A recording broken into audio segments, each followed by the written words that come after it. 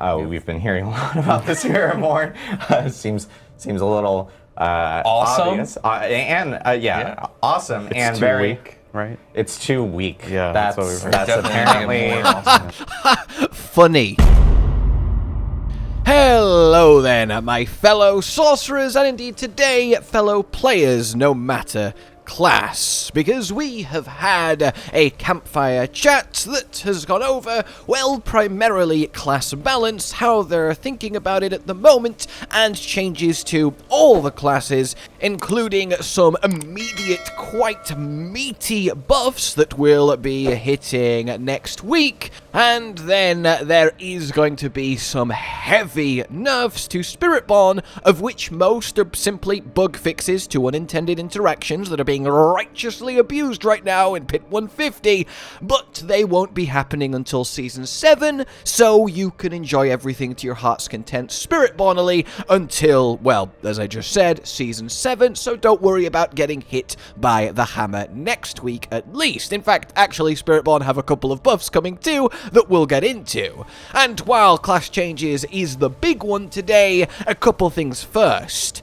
There is a lot more class changes than we got to see today. There will be full patch notes later in the week, and of course we will go over them for you guys when that happens, but we have had a little teaser. Secondly, there's a few other interesting things of note. Ancestral items then are getting a little bit of a change, primarily aimed at letting us fill out our codexes and get max roll aspects easier, but details on that won't be until next week. Talking of next week, we are immediately knowing that we're getting a second campfire chat next week to go over the upcoming patch 2.1/Season 7 PTR, which is also going to be happening fairly soon. So a lot is going on. We've got the mid-season patch, of which we have some sizable, supposedly, notes coming to detail it this week. A little bit of a teaser of everything today. Next week, another campfire chat to go over an even bigger amount of changes coming in Season 7 Patch 2.1 PTR, and then we even have more events coming to the game, like the Red Cloaked Horror Christmassy one. I still think events need a real tune-up in their actual depth, because I think even calling them events is a little bit generous as it currently stands, but hey, at least kind of things are happening. Runes are going to get some big changes in Season 7, but for now, some of the more underutilized ones are going to get buffs, like the examples that you can see. Shrines are finally, hallelujah, getting some love, so you no longer feel like closing the game when you accidentally click on a conduit shrine. Hopefully this is enough. They said if it's not, they will buff them even more, so hey, maybe a variant in our future. Okay, not really, but still, this is nice. Shrines should always feel powerful. That's kind of the literal point of it. So yes, a lot on the horizon, but now let's talk the actual mid-season patch, what's going to hit the game next week. So currently they're pretty happy with the game in general, at least compared to its launch state. I mean, yeah, and they do admit that they missed the mark when it came to material rates and certain bottlenecks this season. They have made changes already, more will be looked at if needed, and I still think there are a few little too tight bottlenecks going on. There always should be a chase resource. There has to be, by definition. Something has to drop the least, but I do think it should be a little bit less. I feel way too, like, what is even the point of trying to hit a 12-12 masterwork? It's going to take 73 hours of farming. And while, you know, farming for 73 hours is the point of ARPGs, it's a little bit much at the moment. Just like it's kind of insane that the best way to get a max roll aspect is to just farm gold and buy it off another player from a trading website, so I am glad that that is going to be addressed. They like the balance of the 5 classes not named Spiritborn, and I don't blame them for that. They're all kind of within pit tiers of each other. Sorcerer, I think, is getting an unfortunate pass because we have one bugged, really lame fishing shatter build that only works if the boss has ads, which is only only one of them pushing our numbers up, making us look a lot better than we actually are. We take away that, and we are in contention for the weakest class in the game, so I hope that is put across, and it's something that I have been telling the developers too when feedback is asked for as a creator. In any case, over 60% of players are Spiritborn at the moment. For context, in Season 5, only 30% were Sorc, and Sorc with Splintering Energy was the thing of that season. So yeah, Spiritborn really is it at the moment. And of course, they spoke on Spiritborn and the fact that it is way, way too strong, and they know it is too strong, and they think it's a combination of the bugged interactions like viscous shield scaling and just some raw too strong skills and interactions. They think it's primarily just the bugged unintended stuff, and that's primarily what's going to get addressed, and then we will see on the PTR how strong Spiritborn actually is when it is brought to, you know, normal mortal levels like the rest of the classes.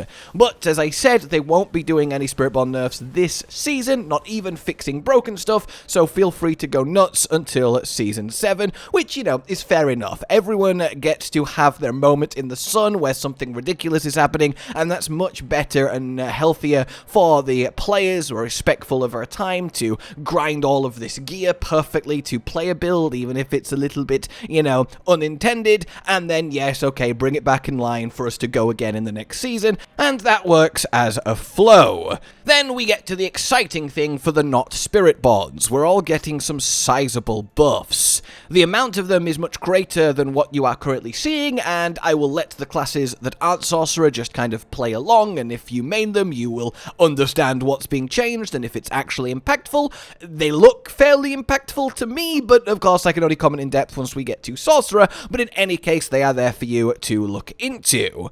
They really do want to have the 5 classes, and indeed eventually Spiritborn, very kind of even with each other. The notion of the best class with the best broken build and everyone just paws onto it isn't exactly healthy for the game, but they also don't want to be the fun police and immediately stop that, so it's a really difficult balancing job, and I do have to sympathize here. Having every class kind of equal so you don't feel bad for not playing the strongest class, while also not nerfing the strongest class's strongest build, which is a real outlier, so the people that have put time into playing and building that build don't feel ripped off, is near impossible, but ignoring Spiritborn, it is quite there when we look at the other 5 classes. But, as I said, there are a lot more changes than this that will be revealed later in this week for the release of the patch next week. There will also be various blog posts that we'll go over for you guys. This really was just kind of a rough where we're at and what we're doing at Campfire compared to some of the more lengthy ones. In any case, Sorcerer changes then. We're getting some key passive upgrades, which is really, really good to see, as they were criminally underrated, and Combustion then is keeping it 60x multiplicative damage for burning, but now the additional damage per burning type is going away, and we're simply getting 25% of our damage to burning enemies.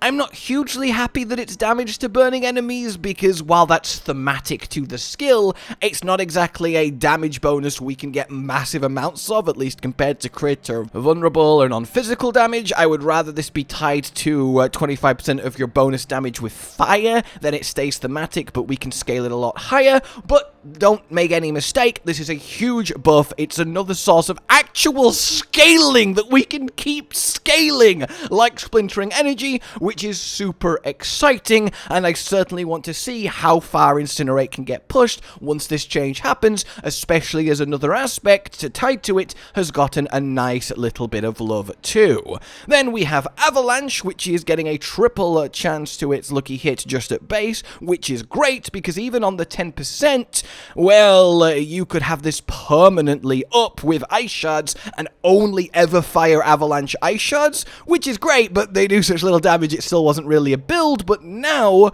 that's going to happen even easier, and we just get an extra 25% multiplicative damage to vulnerable enemies, which is really, really nice, and essentially just a free damage aspect, so that's huge. Avalanche can only really be used by ice shards effectively, so essentially once this patch hits, I'll see if an ice shards build's actually got any legs for you guys, as I certainly do miss it. It's one of the OG classic. Then we have Piercing Cold, which is now just standard 10 pierces, which is as much as you'll ever really need, and then you get up to 10% more damage per pierce. So that 10th enemy in the back is getting hit hard, and this is awesome. It is much better to have aspects that give damage. Putting on an aspect for mechanical functionality for a build to then do less damage with what it does, and then you also lose out on a damage aspect to do it, is sucky. So this is huge for your ice shards, and I think if we actually get an ice shards unique, maybe in Season 7, coupled with the changes we're getting now, we might have something special on our hands. Then we have Aspect of Charged Flash and Aspect of Overheating.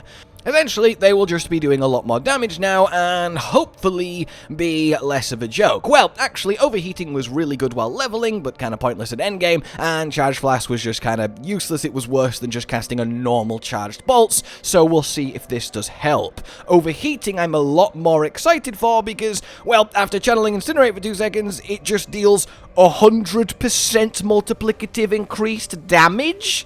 What? Not just like tick for critical fire damage every second, just double incinerate damage. That's really good. So I really think coupled with the combustion changes, we might actually have ourselves an Incinerate build and a Ice Shards build to have some fun with after this patch, which is 2 more builds than I actually expected to have to play with this happening. So yeah, that is really, really nice. The Spiritborn changes are just little buffs to underused abilities like Razor Wing, Withering Fist, and Toxic Skin, more in the patch notes that will be coming, but other than that, we're kind of caught up then. I would love to know what you are thinking on these changes. Is it enough? Are you happy? Are you okay with the direction, their plan? Of course, reserve judgment till we see the extent of it over the next 2 weeks, where we're going to find out a lot more about the future of Diablo, but I do think we're at least moving in the right direction, and the developers more than ever actually do seem to have the health of the game in mind, and are definitely listening to community feedback, which is always really good to see. For now then, like if you enjoyed this, subscribe to the bell for more, consider supporting the future of the channel on Patreon down below, and until we meet again, a goodbye. Josh, Cotton, and Hollow with the videos, dropping the humor like a hammer on your tippy toes, bringing entertainment on a daily arrangement to take our insanity and turn it into entertainment. Yes, I said entertainment twice, to reiterate that it is nice to look into your faces on a mostly daily basis when you let us in your homes to make the whole world a stage. Goodbye.